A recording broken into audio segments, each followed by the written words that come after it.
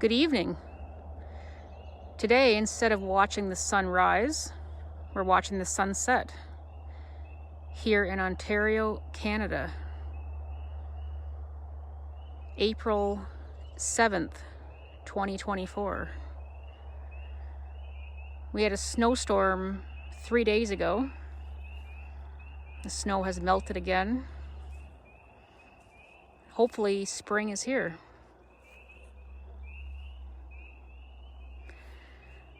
Let's go start the night shift. It's a sure sign that spring is here when the lawnmowers start getting dropped off for service. All of these mowers were dropped off this morning. It's Saturday, so we were only open until noon today. Next week, there's probably going to be, 30 or 40 more machines get dropped off.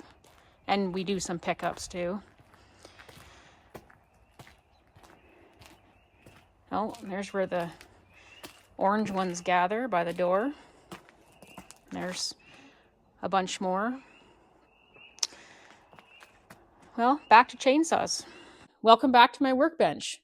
Today we have this Stihl 034 on the bench. And the customer says that it starts and runs, but that it won't idle.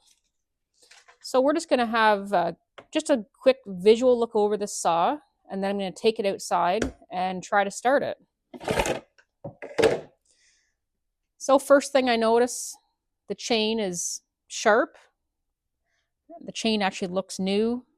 The bar is in good condition.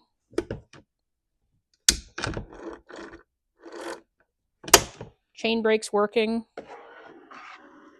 The chain catcher is in place. This saw doesn't look like it's seen a lot of use really, or it's just been very well taken care of. Plastics, the handles, everything looks really good on it. Let's check the fuel in this saw, and then we'll take it outside and give it a start.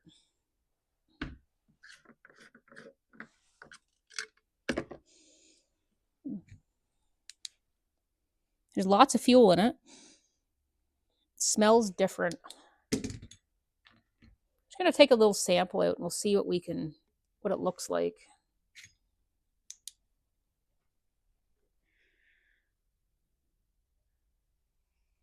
It's kind of a different color. I'm just going to dump the tank out so we can have a better look.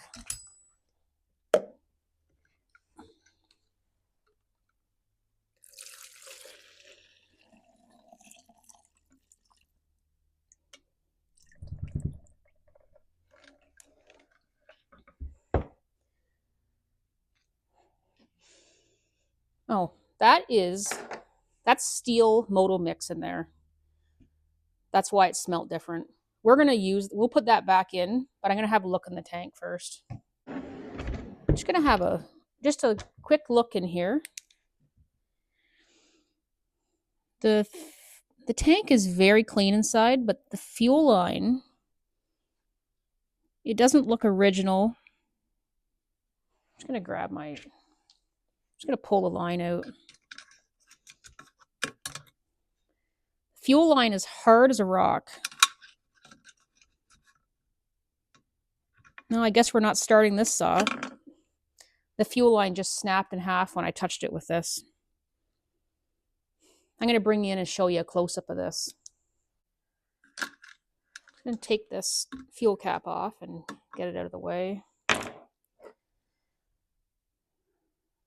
I'll zoom in here and shine my light down. So there's the fuel line, and you can see it just snapped off there.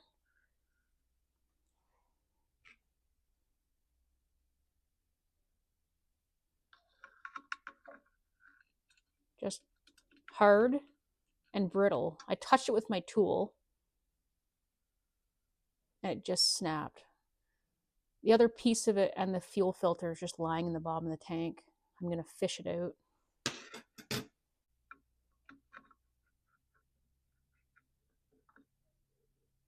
And there's the other piece of it.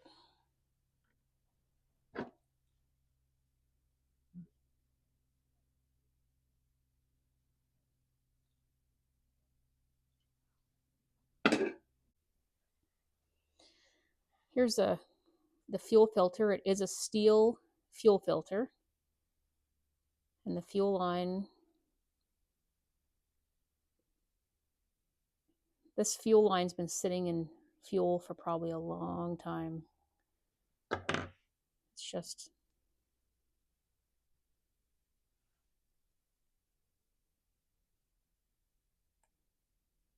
crispy. I'm going to pull the bar and chain off this. It'll make this a bit easier to work on.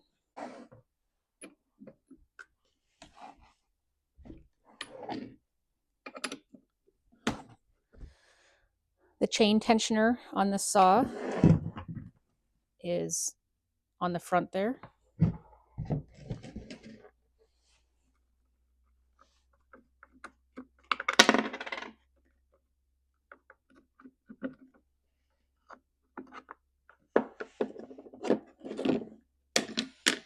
It's a very clean saw.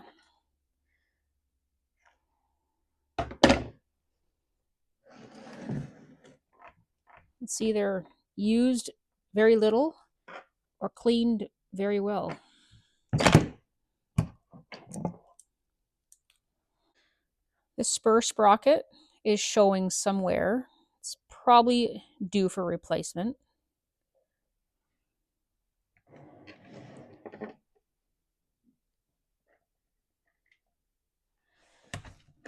The AV mounts all feel really tight. There's no flopping around. This is a nice example of an 034. You see the paint still on the case.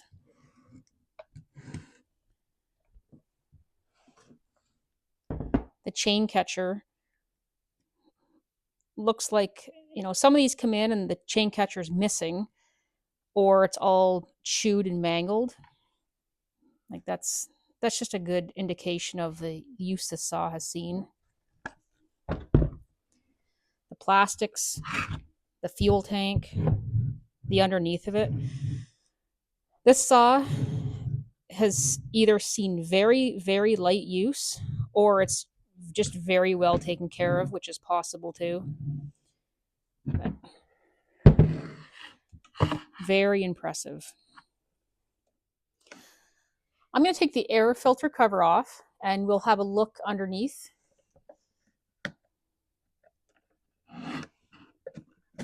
Let's just turn up and down, and then this just slides up and off.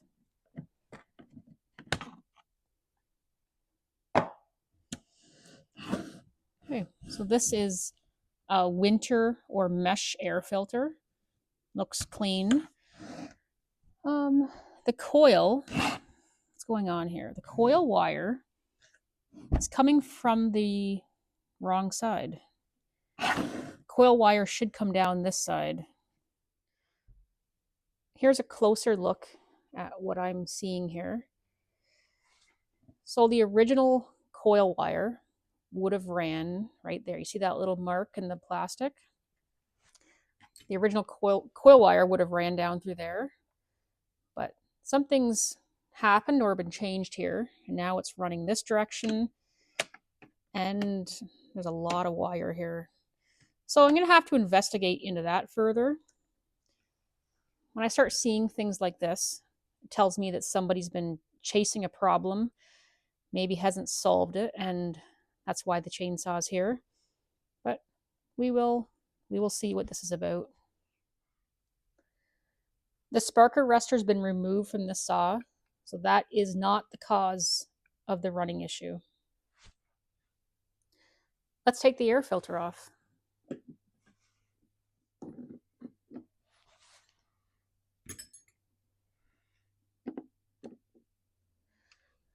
This filter is an original OEM filter from Stihl. This is a winter mesh filter. So this is meant to be used in cold, damp conditions, winter here in Canada. And then in the summer, in dustier conditions, you would swap it out. This isn't the right filter, but just an example of what a summer filter looks like for dusty conditions. and then this for not dusty conditions in the winter.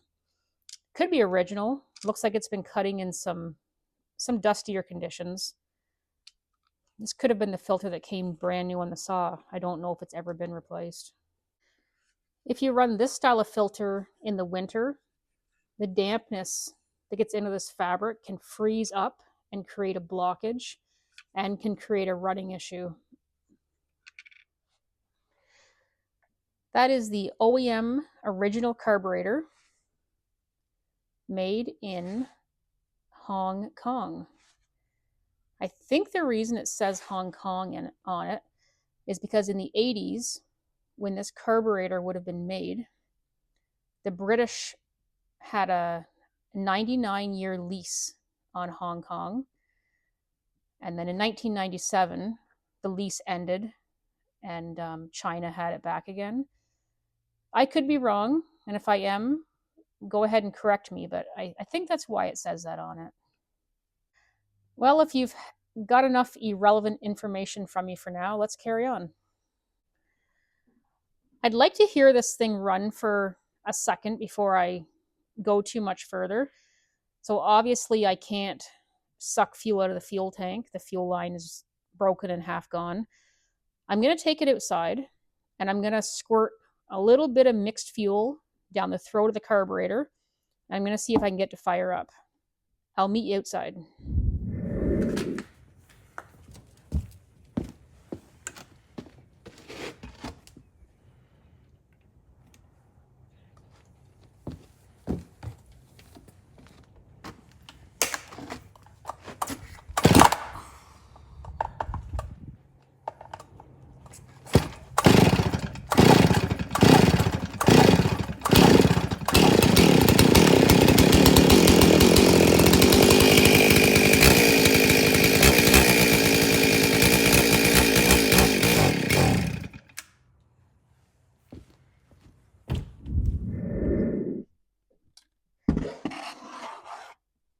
Well, we know that the saw will fire. You've seen my first pull. It ripped out of my hand. So because I put a squirt of fuel directly down the throat, maybe a little too much fuel, when I pulled that over, I was trying to compress all that fuel, and that's why it jerked like that. And then my pulls after that, easy, no problem. If you've seen the video on the MS250 about 2 weeks ago, the saw that was ripping out of my hand, the exact same thing was happening. So the carburetor was over fueling. And as you see, you can't compress fuel by hand. So we're going to carry on with this. The next thing I'm going to do is take the top cover off, pull the spark plug out. We'll have a look at it and we'll do an inspection down into the cylinder. Take the plug wire off. These are easier to get off if you twist them a little bit and less chance of damaging it. That's really long. I notice on this coil wire, like there's a little spot of chafing right there. Stihl would have engineered the coil wire to be a certain length, run a certain spot to not have rubbing and chafing. So when you change the sides and the wire's too long, this is the worry, is things like this. So let's take the top cover off.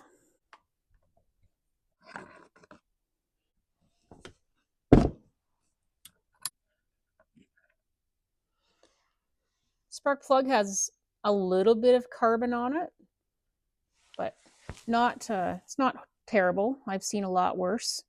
I don't think that would cause a running issue. Just going to shine my light down into the cylinder and have a look in there.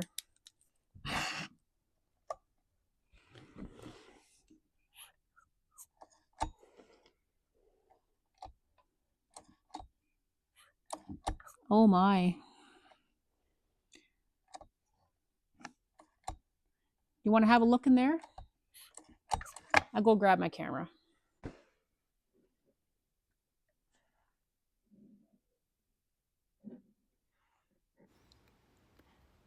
Let's go down the hole for inspection. You'll notice the date stamp in the corner of the screen here, that is not accurate. That's just what the camera says. It is not 2022. So you'll see some light carbon buildup on the top of the piston here, the side of the cylinder walls, the sideways marks, that is factory cross-hatching. And on the right side, there's a little bit of, you see those up and down marks? That's some light scoring. This saw was running lean. It is a good thing that he stopped trying to use it and dropped it off.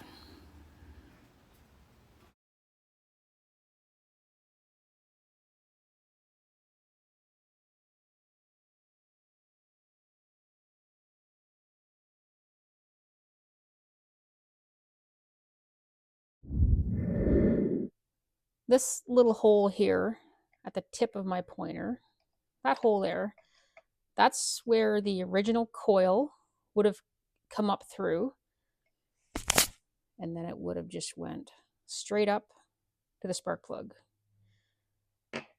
This coil, they've just brought it up through here, ran it along over top of the intake, kind of tucked it in, like the length of it. That's the original, that's a Stihl boot, but that's an aftermarket coil wire. Is that normal to be that long aftermarket? I don't really use aftermarket Stihl coils, so maybe that's normal. Let me know. We see coil issues most commonly on Stihl, the older MS 270s, the 280s. These 034s, 036s, 038s, I can't say that we've seen very many coil issues at all with them. I know there's some techs on here that have been doing this for a long time. Do any of you see problems with coils on these?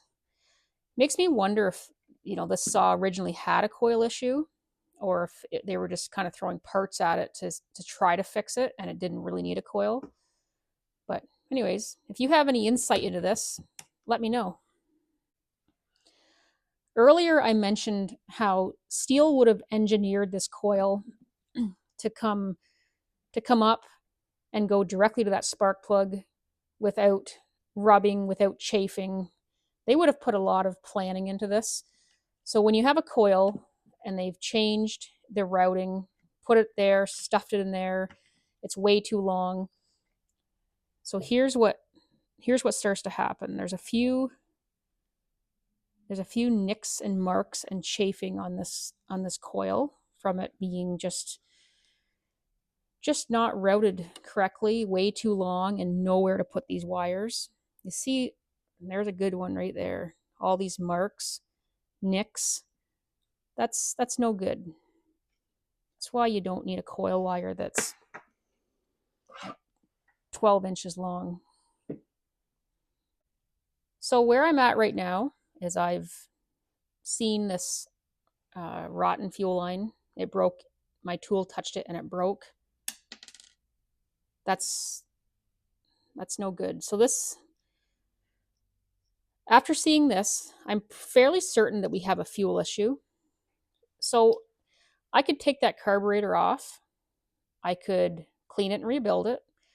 I could put a new fuel line and fuel filter in there, and this thing would probably run, but I'm not going to do that. I'm going to do a pressure vac test in this engine, and I'm going to make sure that it has no leaks before I continue on with the fuel system. Rebuilding that carb, replacing that fuel line will be pointless and a total waste of my time and my customers' money if the saw has a leak. So we're going to find out for sure. So a possibility here, when you see an older saw like this and it's in really good condition and it looks so lightly used and the engine, it looks, like it hasn't done a lot of work. Maybe this was his grandpa's chainsaw. Maybe his grandpa set it down 20 years ago because there was something wrong with it. And then he came along and picked it up and put some fuel in it. It won't run right. So But for my own peace of mind, I have to do some testing before I just go doing some fuel work. Let's get started. Let's get this carb off. And let's get this muffler off. Choke rod out of the way. That guide piece, we'll take that off and get it out of the way. And the throttle rod, we've got to get it out of there. Okay. So it's disconnected. 8 mil.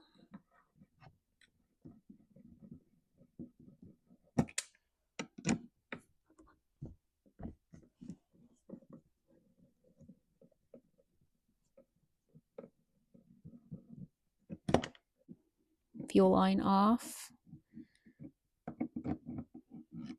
And the carburetor's off just like that.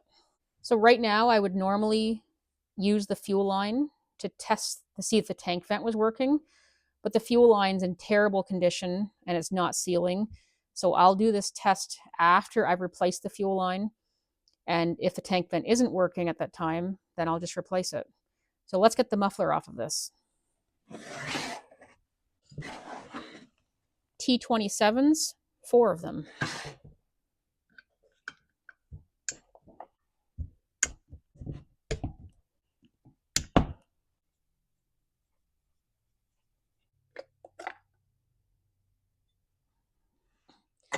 So I've got the muffler cover off. I would love to show you what it looks like in there from the exhaust side. Let me grab my camera.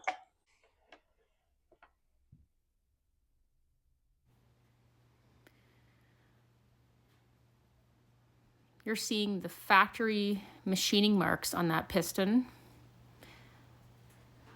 This thing looks next thing to brand new.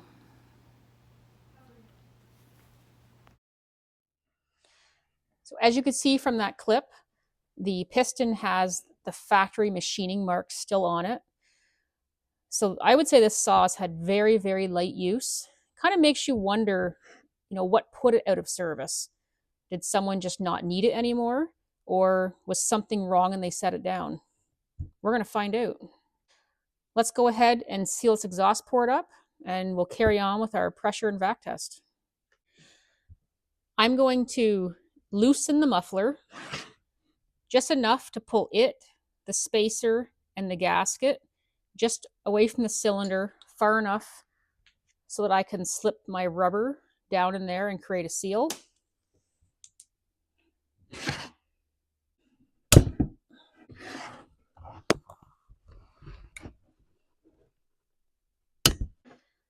Here's a close-up of what I'm up to here. So here's my muffler. I've got my 2 bolts loosened off. I didn't remove them, just loose enough so I can pull this muffler out. So I'm just going to pull it away. That's enough. And then in here, there's a gasket. There's a gasket. There's a spacer. And there's another gasket right behind it. I want to move all that stuff away. See that? And then you want your rubber to go right down in there behind all of them. Here's the rubber. So I'm going to slide that right down in there.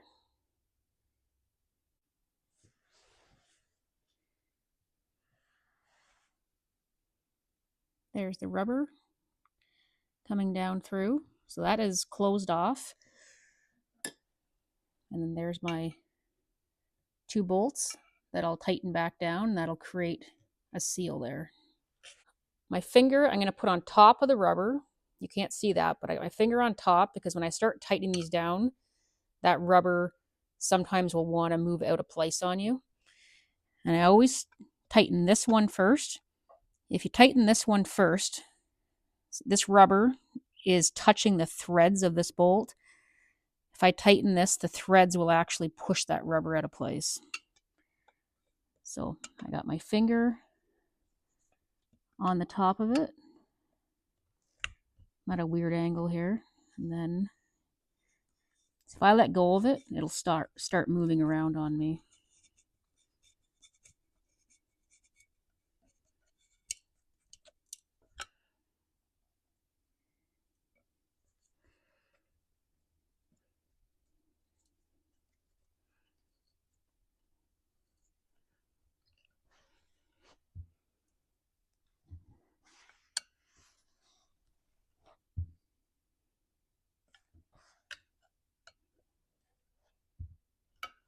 Okay, that muffler should be sealed up. Next, I'm going to seal up the spark plug hole with the spark plug.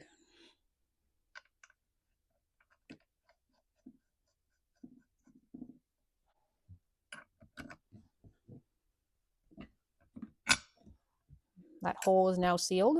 Next, I'm going to plug up the intake and the impulse at the same time. I have my tool here. I bought this from Stihl.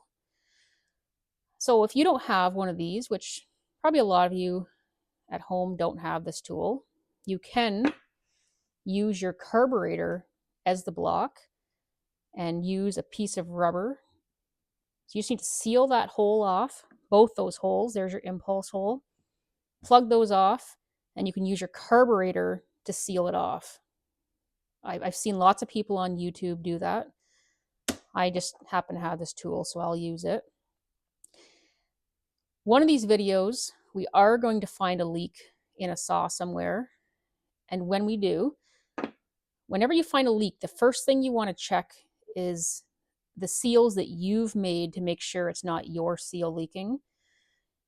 We did a video quite a few weeks ago on a Stihl 024, and the saw had a leak, and we searched for the leak, couldn't find it, could hear it, couldn't find it. This piece of rubber was used in that test, and look at this. Can't really see it there when I just hold it, but there's where it was leaking. So our own tool was creating a leak. So if you ever find a leak in a saw, you make sure it's not your connections first before you go searching through the saw. So let's seal this thing up. This is going to slide on there. Intake, impulse are covered up. I always put these two washers on. It just protects my tool from getting chewed up from the nuts.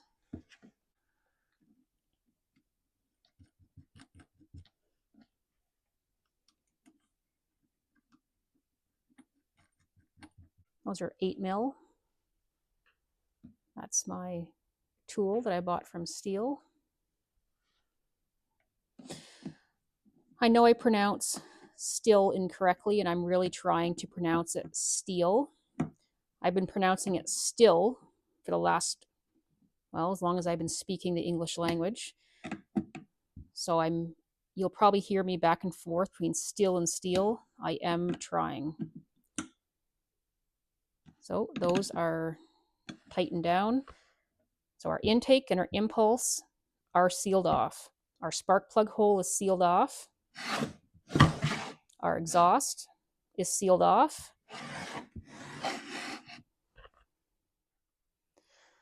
Let's carry on with our vacuum and pressure test. This is the tool I use. I bought this tool from Stihl. I get asked about this tool all the time. So if you want something similar to this, you want to go and find a Mighty Vac M like Mary, V like Victor, 8500. Okay, so I'm going to hook up to my port here, and we will go ahead with our test.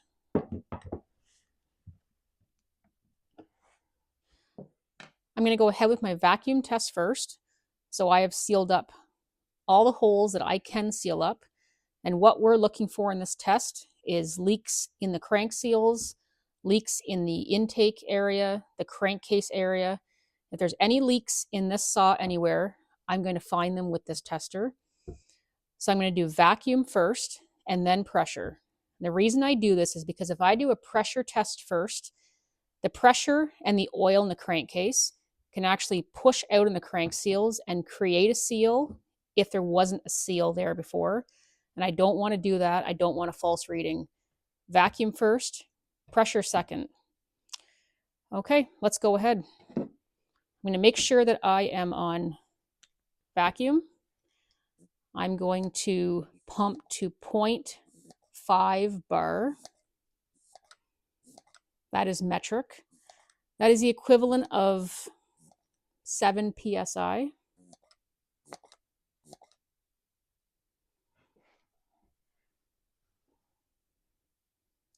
So I want this to hold. I don't want it to lose any pressure or any vacuum, sorry. I'm going to pull the cord a little bit. Sometimes you have a crank seal leak.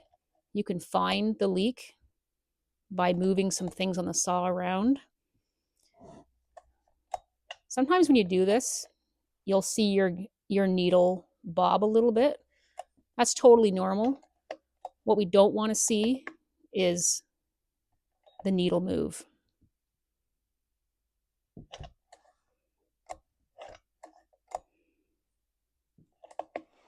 So you did see a little bob there. That's okay. And then I'm going to wiggle the intake boot. Sometimes the boot can have a leak, but it's kind of holding until you touch it. So I'm just going to wiggle it around a bit. If there's a leak in the saw, I want to find it.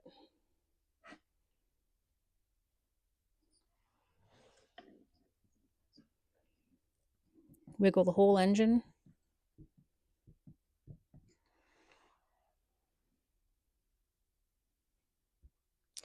I don't think the saw has a vacuum leak. I'm going to now move over to pressure. I'm going to do the same thing. I'm going to pump up to 0.5 bar or 7 psi.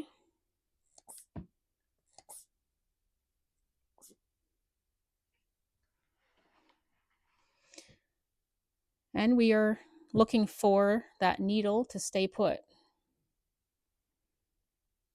Right there it is. So I'll do the same things. I'll pull the cord out. I'm just going to set that down. Pull the cord out a couple times.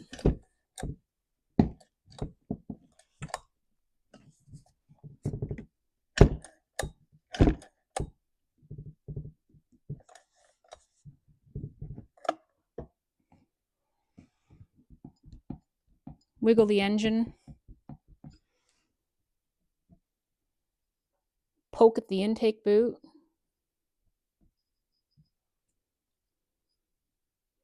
Another reason you do vacuum first, or why you do vacuum and pressure, somebody in the comments asked me why you wouldn't do just one, why you have to do both, why not just one of them?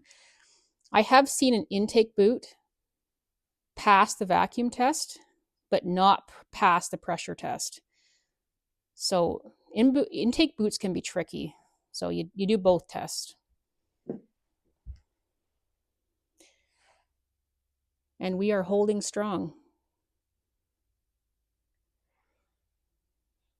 That saw holds vacuum and pressure. So this is a tight saw. I'm going to unhook my tool here.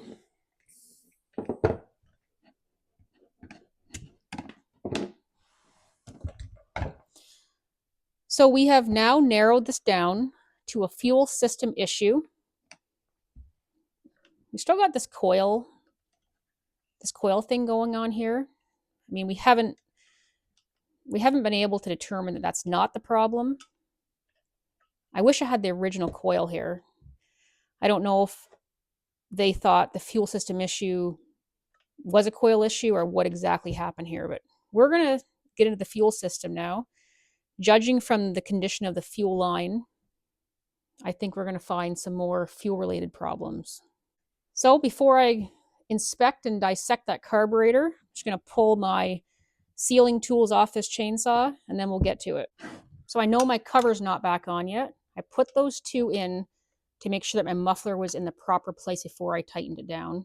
Now I'll take those out, put my cover on. Cover.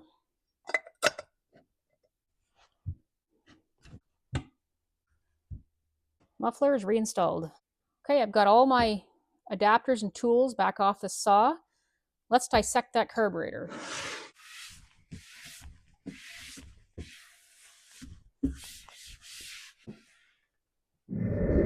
Before I take a carb apart, I like to examine it externally first. I'm looking for signs of tampering. These screws, sometimes you'll find them all stripped out from someone being on them with the wrong tool. Those screws look fine. That looks fine.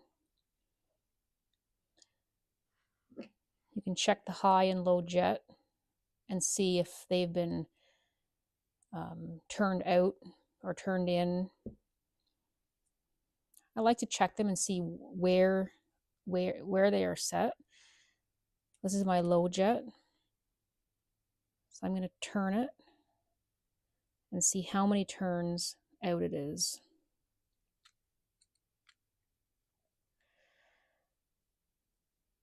So that took me a turn and a half. So I'm going to put it back to where I found it.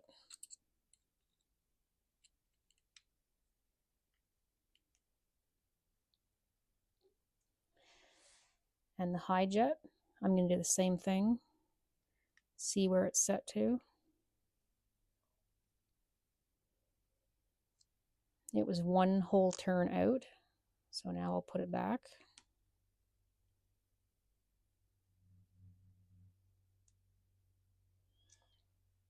Okay, so those, I don't think those have ever been touched. I don't know if this carburetor has ever been touched since it was new. It doesn't really look like it. There you go, made in Hong Kong, Zama. Well, let's take it apart and see what we find. Let's take the diaphragm side off this carburetor. I'm going to try to not put the screwdriver through the palm of my hand. That would make for a bad night.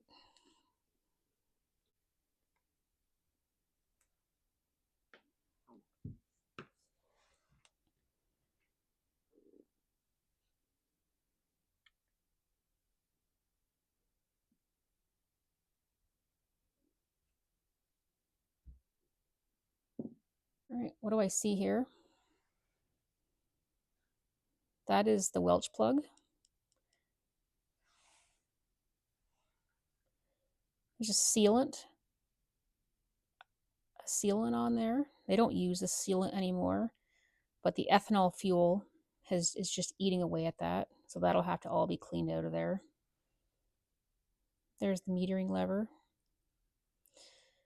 There's the screw that holds the stuff together. And I can see that someone has been into this carburetor. They did a very good job on the outside to not damage the screws, but I can see in here they had a hard time getting onto that screw. The evidence doesn't lie.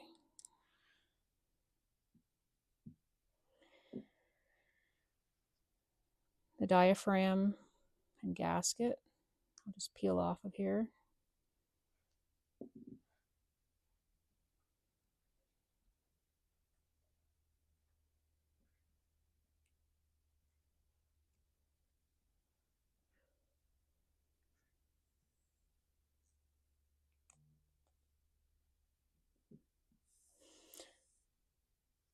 I'll let this dry a little bit, and then we'll see how that looks. It's got some creases in it. Just lay that down for now. This metering lever, while we're in here, I'm just going to check it and see if it's at the right height. Got my tool here to check it. If you've seen my last videos, then you've seen this before. If this is your first time, then here we go. So I'm using the flat edge of this with this carburetor. So I should be able to go by the metering lever without catching it. But you don't want it too high or too low. So I can't catch it. I've got to brush by it. If it's too low, it'll create a running issue. If it's too high, it'll create a running issue. And let me see if I can see it better from this way. I don't even know if you could fit a hair in there. It's perfect. So that was not causing the problem. We're going to test this needle and seat. Let me get these little screws out of here. I don't need them right now. And I'll move these out of the way as well. And that. Let's test the needle and seat. Got my same tool here, pressure back tool. I'm going to hook my line up to the fuel inlet.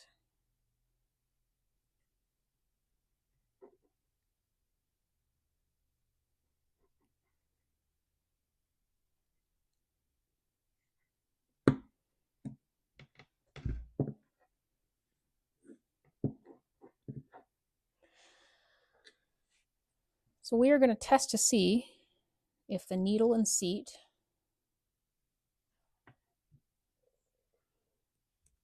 are sealing.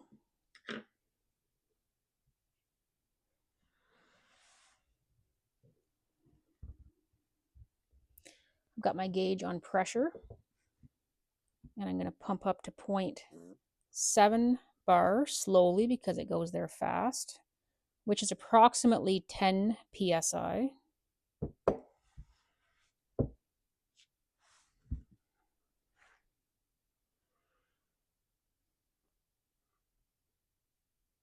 And the gauge is holding.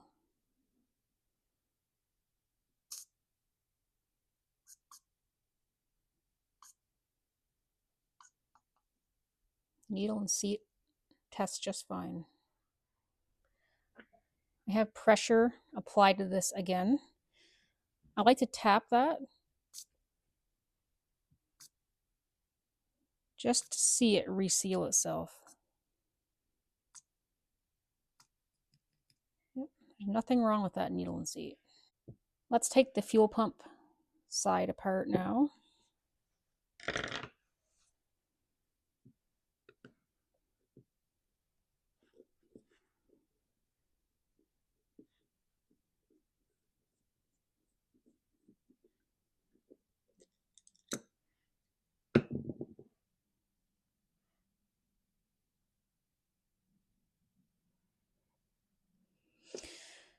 So the first thing I notice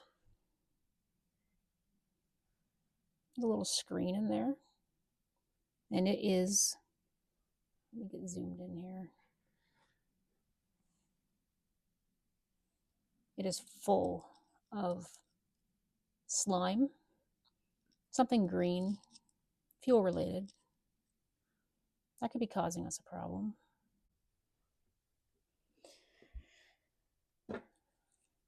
So this buildup in the little screen there, it's kind of like yellow greenish color. This is the last fuel filter in the system here, and that's what its job is to catch this stuff. Kind of odd that here's the fuel filter from the tank, kind of the same color. I'm guessing this sauce sat with some really old fuel in it. Somebody probably fired it up, and here's all the sludge from the old fuel stuck in here. So this carb's going to get cleaned and rebuilt. New fuel line, new fuel filter, and this thing will probably run just fine. I'm very glad that he stopped trying to run this because this was never going to clear out on its own. This had to be taken apart and be cleaned. Here's the fuel pump side. So the fuel pump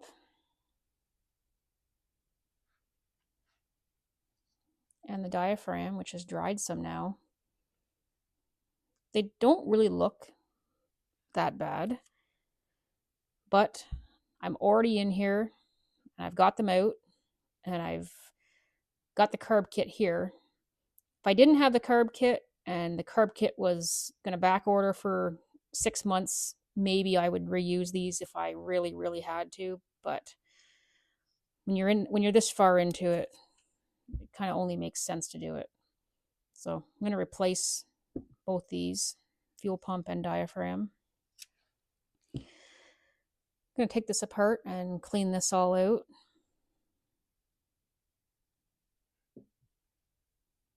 Just give everything here a good cleaning. I've added some more light here because I want to make sure you can see what I'm looking at in this screen. All that green sludge down in there. I'm going to pull that screen out and then we can take a better look at what that is.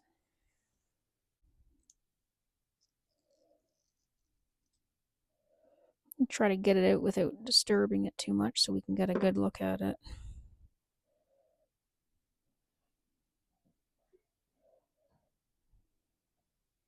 So there's where it was.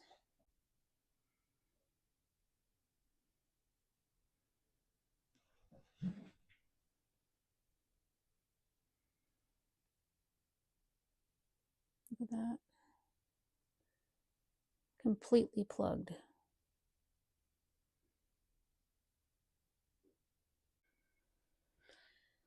No amount of carb adjustments or throttle feathering would have fixed this problem. This carburetor does not have an accelerator pump. It does have a check valve right there. So I tested this check valve and it failed. So we're going to have to replace that too. Some carburetors, these check valves are not replaceable. This carburetor, it is, and I have it. So we're going to do that. But if you had a carburetor with a bad check valve and it wasn't replaceable, then you would just be replacing the whole carburetor at this point. So there's a lot of discussion to have around check valves, how to test them. There's different carbs, there's different testing methods for different carbs, and that's a video or two all on its own. A very quick explanation of this here. This is the main nozzle check valve. It delivers the high-speed fuel, and if it's leaking, like this one is, it will lean out at idle. It'll create unstable idle, and you won't be able to adjust this to make it run properly. So I could rebuild this whole carb and do all the work I've done, and if I don't replace this, I'm going to have problems. So I see we have two problems in the carb, being that little screen was totally plugged up, and this needs replacing. So I've got it in stock here. This is for this carburetor.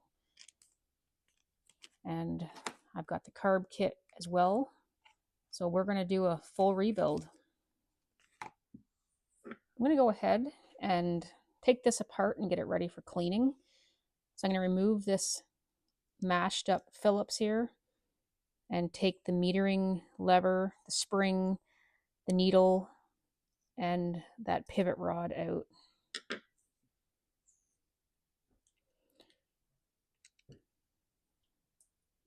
Don't want to strip this.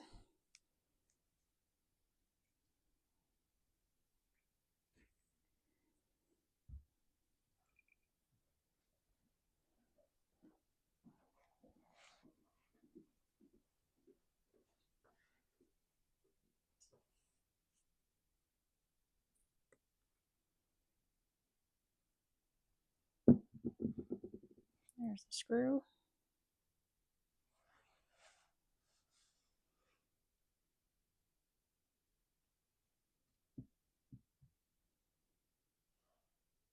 There's the spring. The pivot rod. Metering lever. And there's the needle. I'm going to replace all this stuff except for the screw, which doesn't come in the carb kit, but all this stuff does.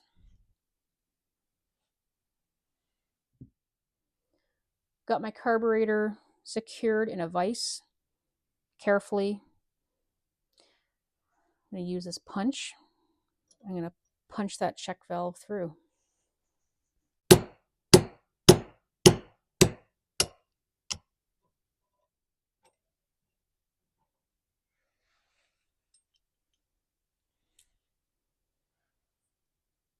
There it is.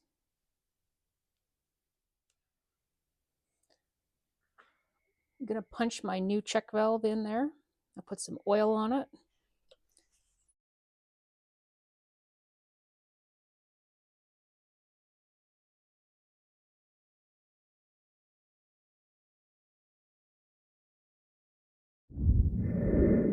My carburetor's been all cleaned up. Let's go ahead and put it back together.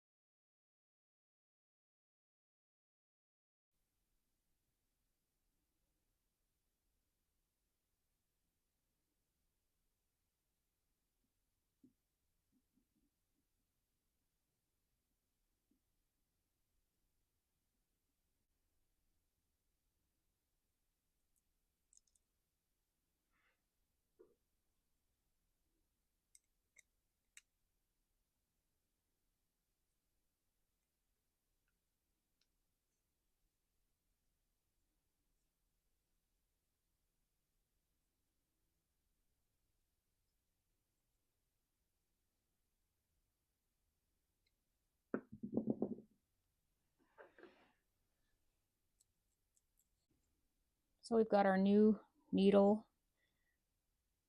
metering lever, spring. Everything's been replaced.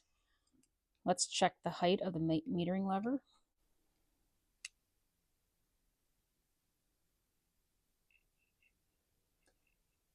It's a couple hairs too low.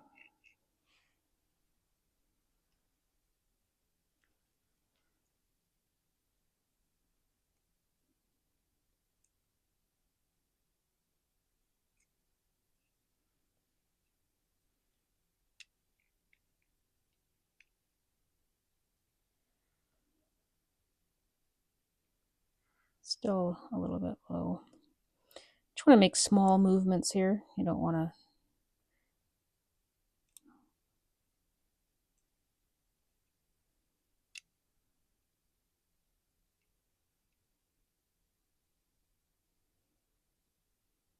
maybe about half a hair too low.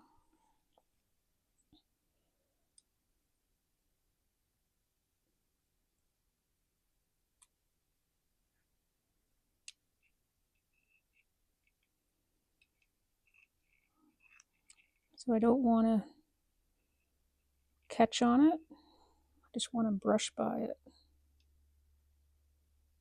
And that looks perfect. Okay, let's put the screen back in. A new clean screen.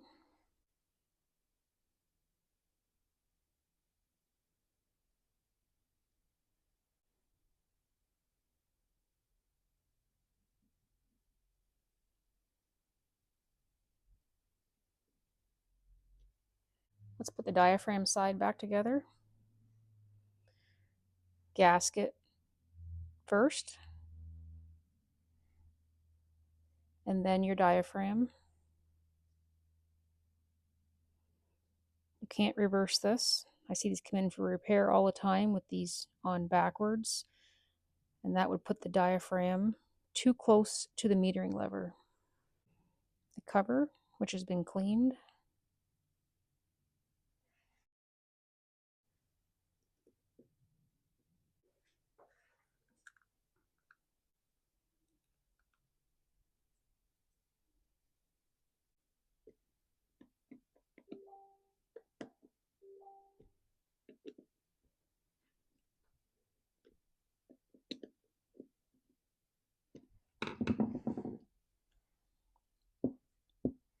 Put the fuel pump side back together.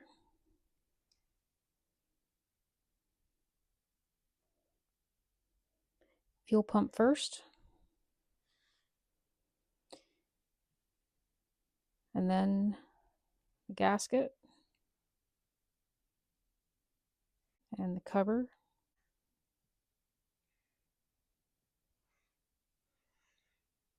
And the screw.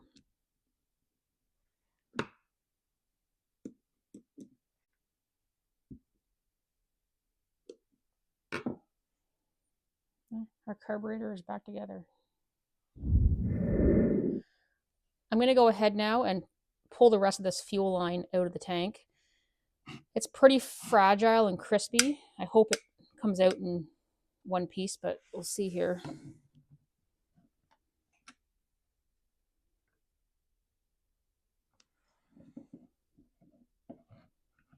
Feels like it's going to break.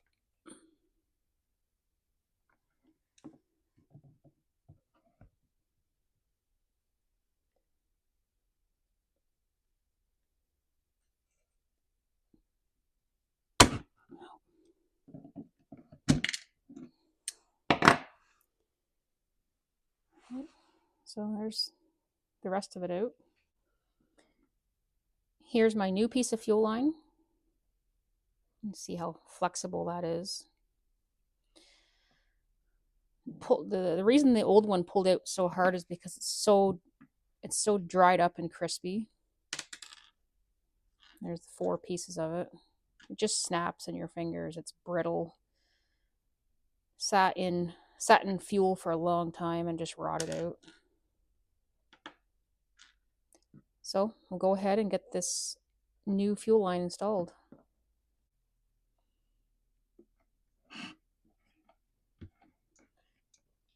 So I'm just going to get it through the tank hole,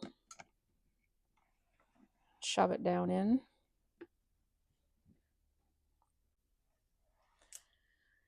The grommet has a flat side to it, and that flat side goes towards the engine. So it's down in there, and then you just got to get that grommet sealed down in place. You can use sometimes your finger, sometimes a blunt object. And then I'm going to use these and go in the tank, and I've got some tape on it here. I'm going to grab it and I'll be gently pulling while I'm pushing from the top. I have this old flathead screwdriver that I have rounded off at the end. So it works good for things like this, to try not to damage the fuel line when pushing on it.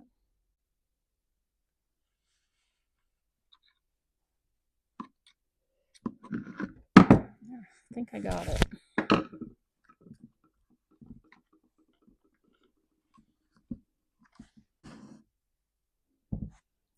Our fuel line is installed. I'm going to put the fuel cap back on, and I'm going to do a quick test to make sure the tank vent is working.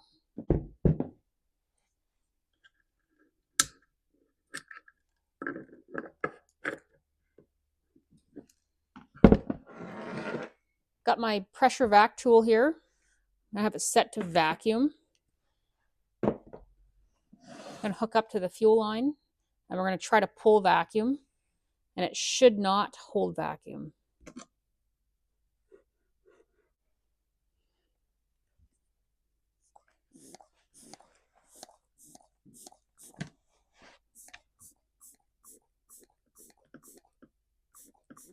I can't build vacuum. So if that would build, that would tell me the tank vent was not working properly. In this case, it's working. So what this means is that as I pull air out of the tank, this tank vent is letting air into the tank. I'll put a new fuel filter on that fuel line.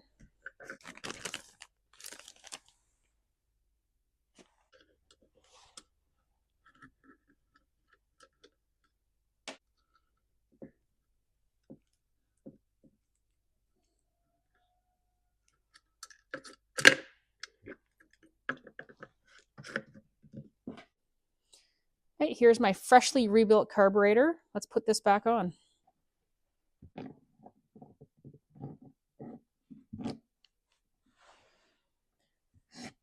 Okay, carburetor is in place there. Now I'm going to put the throttle rod back in place.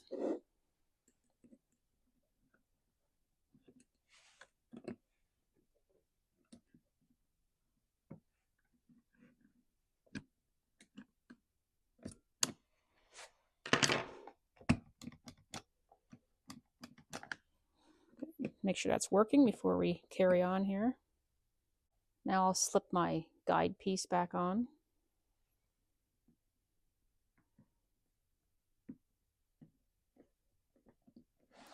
Just like that. Now let's hook our fuel line back up to the carburetor. So it just routes around and comes from underneath. Just grab my pliers.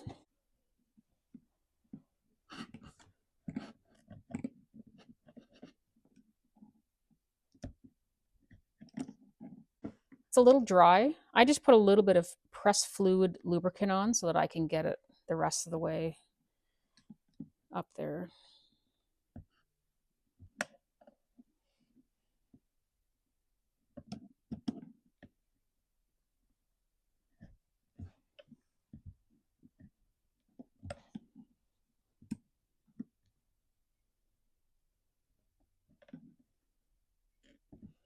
There, that looks better. Okay, so fuel line is on, guide piece, throttle rod, and then that just slips up into there, choke rod, and we'll put the carburetor nuts back on and tighten them down. We're on the home stretch.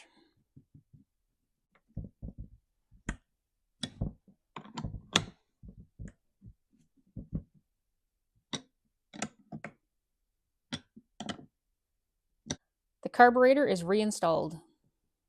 Next thing I have to do is address this coil wire, this long old coil wire. So I'm going to remove the recoil cover. So I have 4 T27s to remove.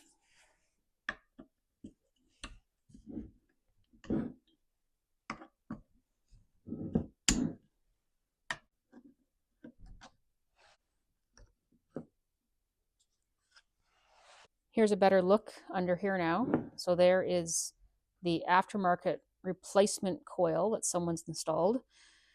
The gap, this was not gapped. You can see between the coil and flywheel there. So we're going to have to gap this properly, and we're going to route the coil wire properly and shorten it. This little sticker on the coil says for Stihl 038. I just went and looked this up, and this coil does fit many saws, including the 034. Here's my coil gapping tool. So once I've got this coil adjusted, I'll be able to just put that in there. It shouldn't be loose or sloppy. That'll give me a 10 thou gap. I just measured with my feeler gauge, and right now I have a 43 thou gap. So I could fit 4 of these in there. You could drive a bus through there. Let's gap this coil properly. I'm going to put my gap tool there. Got 2 T27s. I'm going to loosen off.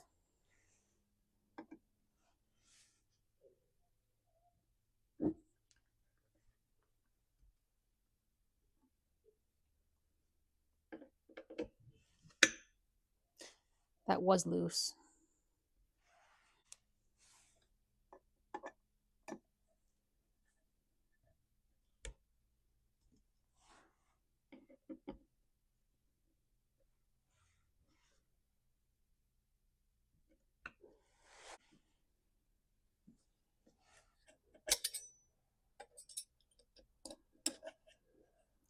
That's perfect. I'm going to put my coil wire through its slot right here, and then I'm going to put my recoil back on.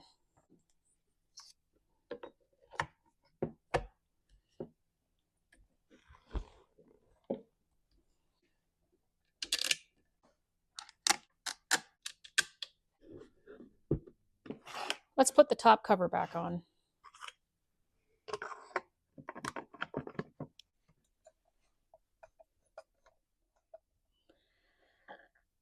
So this coil wire, I'm going to cut this. I've made a little mark here. I'm going to cut it there, and then I'll reattach this, the wire and boot together. Earlier, I said there was this mark right there in the plastic. Looks like a wire has been running through there. Not sure what made that mark, but in this case, the coil wire is going to run just like that. So it's not actually going to touch that. It's possible the original coil wire, maybe it just was tucked under there like that and ran up to the plug. Some kind of wire made that there mark there. That's probably what it was. So regardless, we're just going to shorten this up and run it right up like that. Got my snippers here.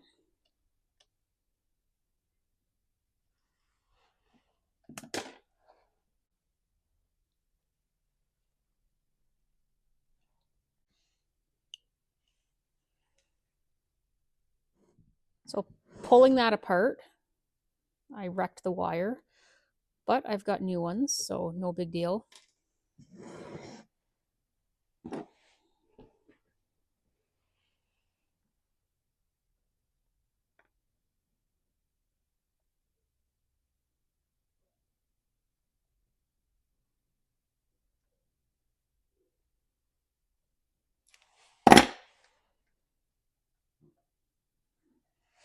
I'm going to push the boot onto the wire. I'm going to put some press fluid on this. This could be a bit of a fight.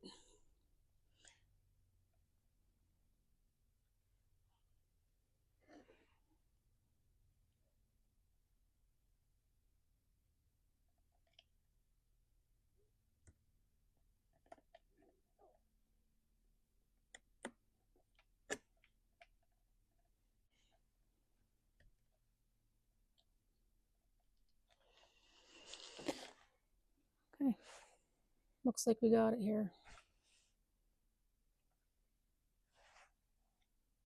So when you do this, you have to make sure as you're putting your boot on that you're synced up with the wire properly. And then afterwards, if we look down in here, you can see the wire is properly in there to plug into your spark plug. If it wasn't, then you wouldn't be able to put this on the plug. So that looks good. That's done. Now I meant to put a new spark plug in this, and I've got it the cover off to do it. So I'm going to take this top cover back off, put a new plug in it, and we'll keep on going here.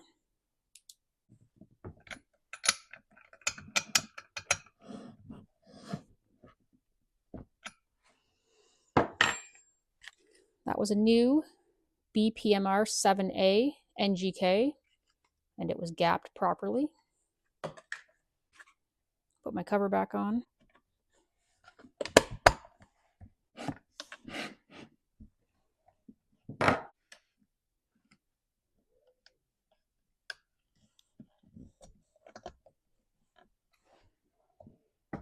And there we go.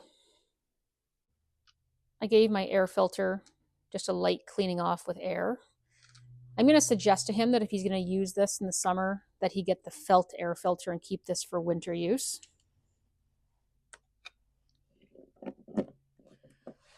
So we will reattach this. Put my air filter cover back on.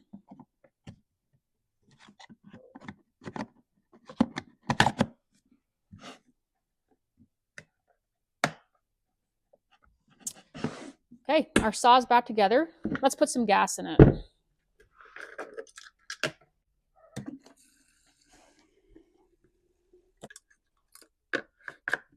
Okay, let's put the bar and chain back on the saw.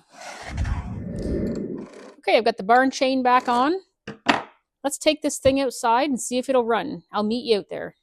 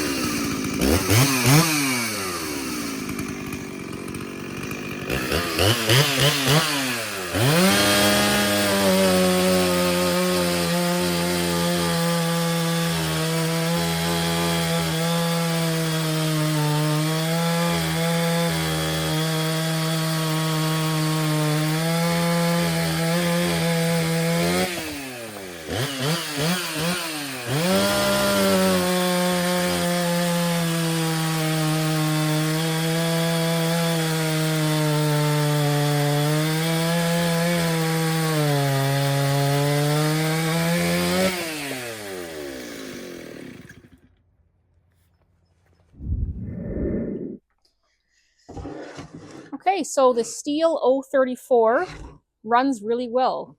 It's easy to start, it idles, lots of acceleration.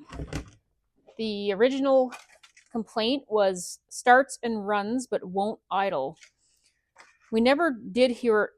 Well, in the beginning, we just put some fuel down the throat just to hear it run quick, but the fuel line was broke off. So I couldn't really get a good, hear it really well in the beginning. So in the end, we know it needed carburetor work. The fuel line was crispy. The little screen in the carburetor was completely plugged up. So we had a carb kit, fuel line, fuel filter, spark plug, and the coil wire. We don't really know why it was replaced, if it needed one. It could have been that it wouldn't start and somebody thought it needed one. That we'll never really know. But the case is closed on the Stihl 034. I'm going to give it a quick sharpen, and it's ready for pickup. I have lots of saws to work on. Thank you so much for watching.